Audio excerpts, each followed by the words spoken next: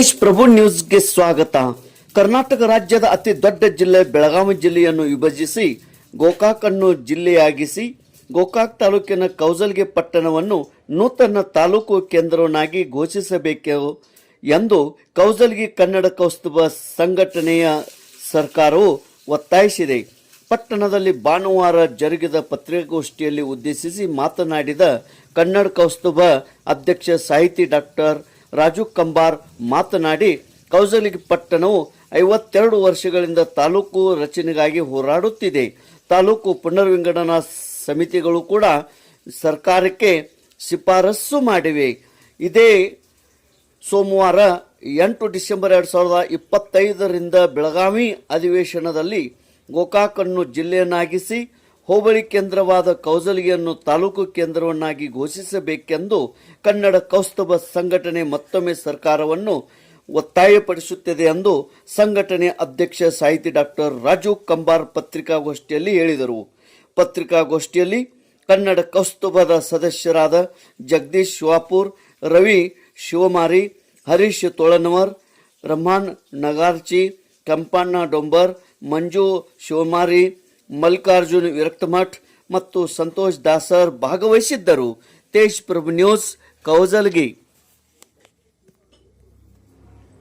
ಕೌಸ್ತುಭ ಕೌಜಲಗಿ ವತಿಯಿಂದ ಇಂದಿನ ಪತ್ರಿಕಾಗೋಷ್ಠಿಗೆ ಎಲ್ಲ ಮಾಧ್ಯಮ ಮಿತ್ರರಿಗೆ ಹೃತ್ಪೂರ್ವಕವಾದಂಥ ಸ್ವಾಗತವನ್ನು ಬಯಸ್ತಾ ಇದ್ದೇನೆ. ನಾನು ಕನ್ನಡ ಕೌಸ್ತುಭದ ಅಧ್ಯಕ್ಷ ಡಾಕ್ಟರ್ ರಾಜು ಕಂಬಾರ್. ಇವತ್ತು ಪತ್ರಿಕಾಗೋಷ್ಠಿಯ ಉದ್ದೇಶ ಏನು ಅಂತಂದರೆ, ಬೆಳಗಾವಿ ಜಿಲ್ಲೆಯ ಅತಿ ದೊಡ್ಡ ತಾಲೂಕಾಗಿರುವಂಥ ಗೋಕಾಕ್ನ ಪ್ರಮುಖ ಹೋಬಳಿ ಕೇಂದ್ರವಾಗಿರುವಂಥ ಕೌಜಲಗಿಯನ್ನು ತಾಲೂಕು ಕೇಂದ್ರವನ್ನಾಗಿ ಸರ್ಕಾರ ಘೋಷಿಸಬೇಕೆನ್ನುವ ಆಗ್ರಹದ ಉದ್ದೇಶದ ಹಿನ್ನೆಲೆಯಲ್ಲಿ ಇವತ್ತು ಪತ್ರಿಕಾಗೋಷ್ಠಿಯನ್ನು ಕರೆಯಲಾಗಿದೆ. ಮಾಧ್ಯಮ ಮಿತ್ರರೇ, ರಾಜ್ಯದ ಅತಿ ದೊಡ್ಡ ಜಿಲ್ಲೆಯಾದಂಥ ಬೆಳಗಾವಿಯನ್ನು ಈ ಬೆಳಗಾವಿ ಅಧಿವೇಶನದ ಸಂದರ್ಭದಲ್ಲೇ ವಿಭಜಿಸಿ ಗೋಕಾಕನ್ನು ಜಿಲ್ಲೆಯನ್ನಾಗಿಸಬೇಕು ಮತ್ತು ಗೋಕಾಕ್ ತಾಲೂಕಿನ ಪ್ರಮುಖ ಹೋಬಳಿ ಕೇಂದ್ರವಾಗಿರುವಂಥ ಕೌಜಲಗಿ ಪಟ್ಟಣವನ್ನು ತಾಲೂಕು ಕೇಂದ್ರವನ್ನಾಗಿ ಘೋಷಿಸಬೇಕು ಅಂತ ಕನ್ನಡ ಕೌಸ್ತುಭದ ವತಿಯಿಂದ ನಾವು ಇಲ್ಲಿ ಆಗ್ರಹ ಮಾಡ್ತಾ ಇದ್ದೇವೆ. ಈ ಒಂದು ಸಂದರ್ಭದಲ್ಲಿ 52 ವರ್ಷಗಳಿಂದ ಹೋರಾಟವನ್ನು ಮಾಡ್ತಾ ಬಂದಂಥ ಕೌಜಲಗಿ ಪಟ್ಟಣವು ತಾಲೂಕು ರಚನೆಗಾಗಿ ನಿರಂತರವಾದಂಥ ಒಂದು ಹೋರಾಟವನ್ನು ಮುಂದುವರಿಸಿಕೊಂಡು ಬಂದಿದೆ.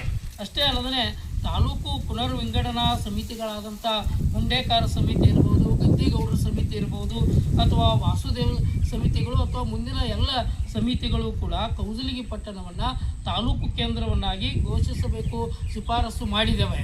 ಆದರೆ ಇದುವರೆಗೂ ಕೂಡ ಯಾವ ಸರ್ಕಾರಗಳು ಕೂಡ ಕೌಜಲಗಿಯನ್ನು ತಾಲೂಕನ್ನಾಗಿ ಘೋಷಿಸದೇ ಇರುವುದು ನಮ್ಮ ದುರ್ದೈವದ ಸಂಗತಿಯಾಗಿದೆ.